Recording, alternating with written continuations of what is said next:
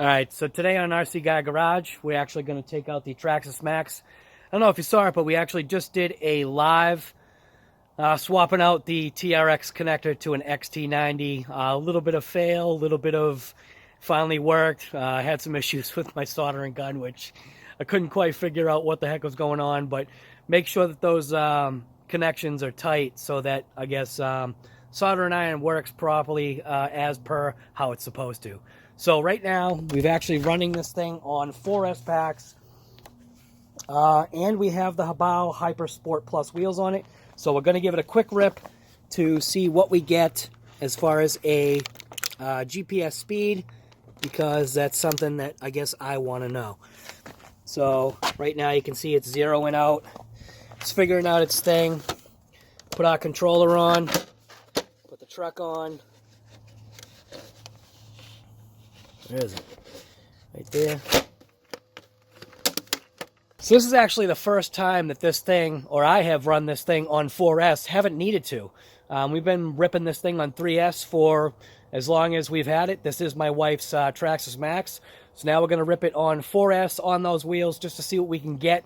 It is kind of backwards. We probably will rip it on the Kaiju wheels as well. But yeah, I just want to see how this thing does, and hopefully we don't strip or break anything on 4S. If you're interested in watching this episode from RC Guy Garage, let's just take this TRAXXAS MAXX and do what I always say, let's rip it. It's funny, trigger-wise, I can already tell. I know it sounds insane, but I can already tell just finger pressure-wise, it is definitely different.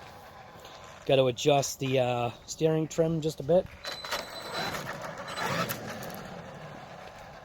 I think we're good. Why does that feel a little loose? Is that loose? No. Alright. So let's see, what do we got here?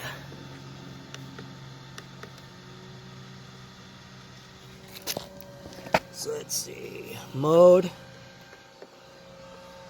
So I believe we're on peak. It's kind of actually hard to see. Yeah. So we are on, I hope, peak 4 miles per hour. Is that what it says? Yeah, I think it does. Well, whatever. We'll just rip it. Let's see what it does.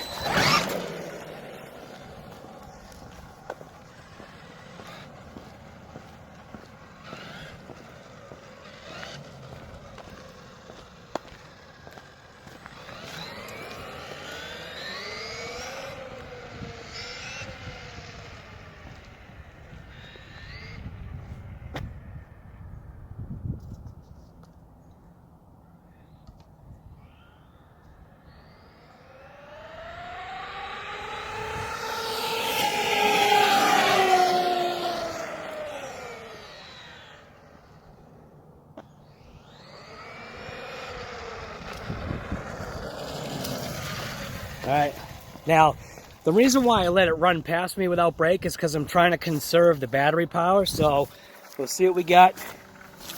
And we've got 48 miles per hour on 4S on those mega wheels. Let's give it another shot. We'll clear it out. Here we go.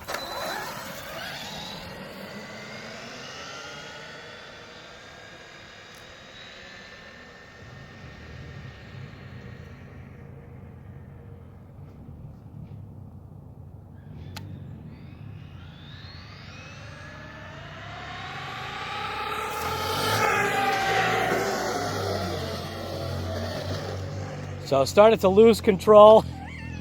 I don't know if you saw that. Those wheels were definitely doing the pizza deal.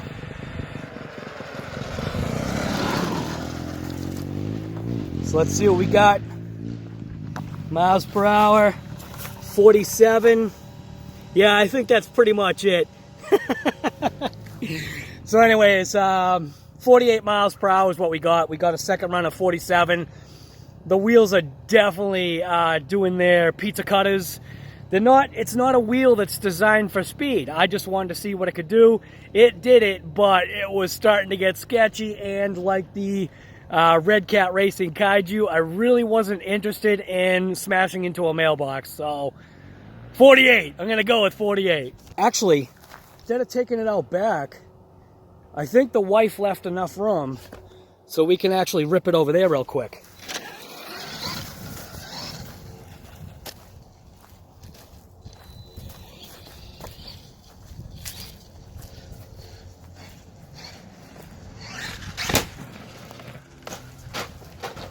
I'm not going to be ripping it next to my son's truck. We're not going to do the self-right feature. Not next to his truck, man. Not going to happen. A little bit of cogging, but you kind of got to expect that. Now let's see what it does. Yeah, nice. All right, so we'll do the self-right now. Look at that. Single touch. Single touch. That was nice. Let's do another jump. I think I can maneuver around the vehicles.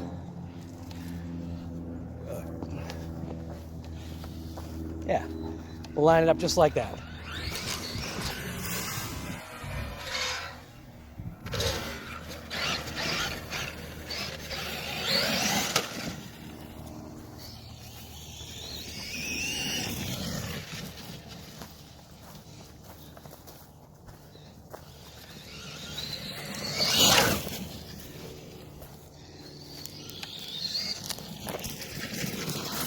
So what I'll say, right? What I'll say about this truck the way it is, it definitely has different handling characteristics. So let's just take it out on the dirt track and just see what it can do out there. All right, see what this thing can do. Oh, we can hit a tree right away.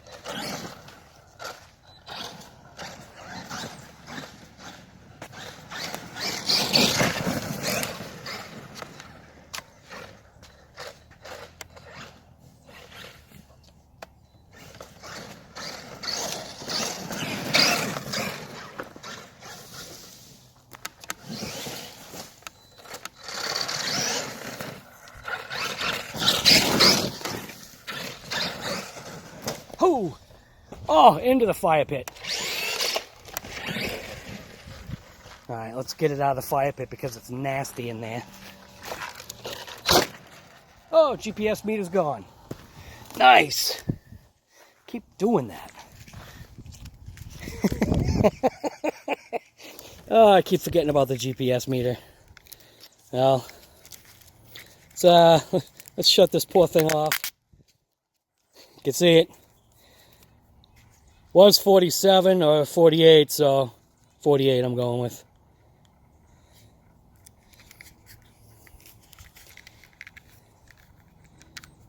Put that in the pocket.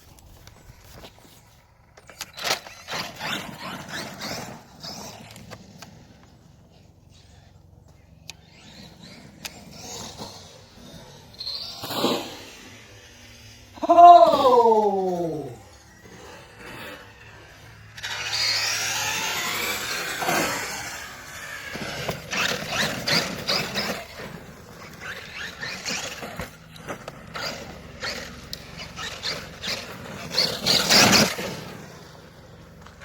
So the ground is actually a little wet, so we're getting some traction, even with these bruiser wheels on.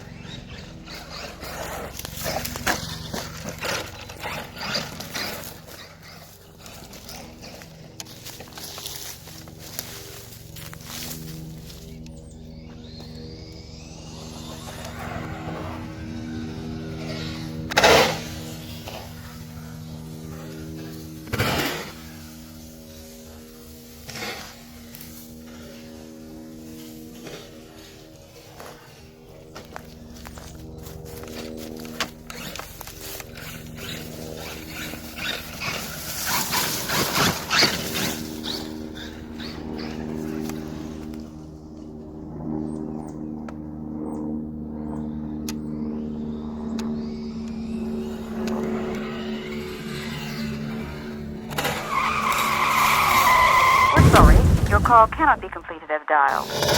Check the number and dial again. Oh, right into the tree. Let's get rid of this tape.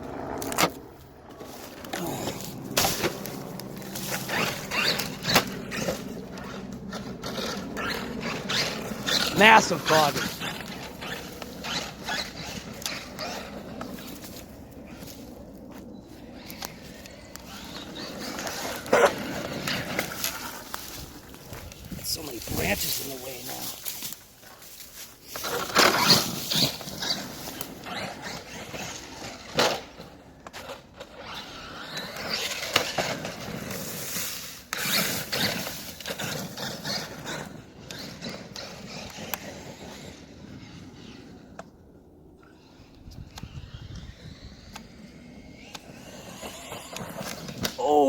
I knew that was a tree. Right at the last second. Actually did hear something that kind of sounded like a crack, but we're just going to go with it.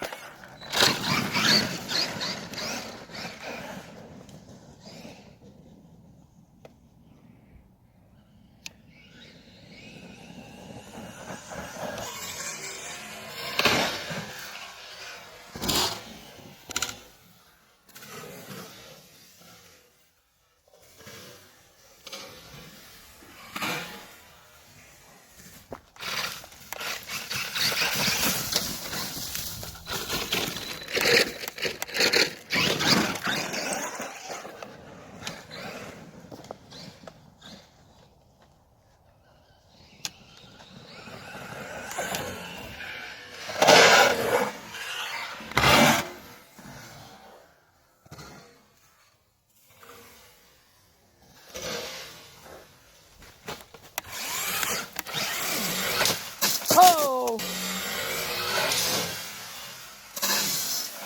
Oh! Lost a wheel nut. Oh my god. Alright, well, that didn't last long. So we actually lost the little wheel piece too, the adapter. So, alright, well, that was short-lived. Here's what it is. We're pushing it. Lost the adapter, and we're probably never going to find it, not in this mess. So, that's how it rolls. Oh well. So, that's it. So, hopefully, I'm going to give trying to find the adapter a try. But, I just must not have had the wheel tight enough, and that is what it is. That's the other thing, too, about nylocks, is that when you use a nylock, eventually, on and off, you start to lose the nylock's ability to actually hold. So that's pretty much what happened. I'm just going to see if I can find the hex that, yeah, probably is not going to happen in all these leaves. So anyways, thanks for watching this short-lived episode from RC Guy Garage. Literally, this is the hobby. It is what it is. Thanks for watching. So just to give you an idea of how far the tire made it from when it spun off. So the tire is sitting here. We were way over there inside the woods, right way in there.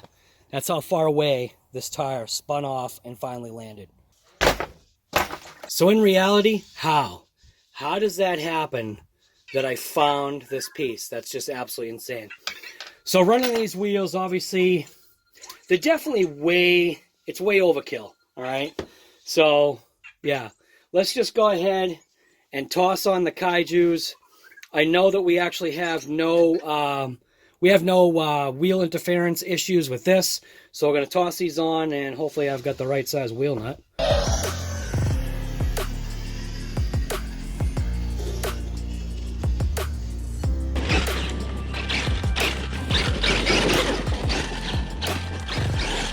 So if you're looking for a cheap or inexpensive alternative, I'll say inexpensive alternative. I don't want to say necessarily cheap.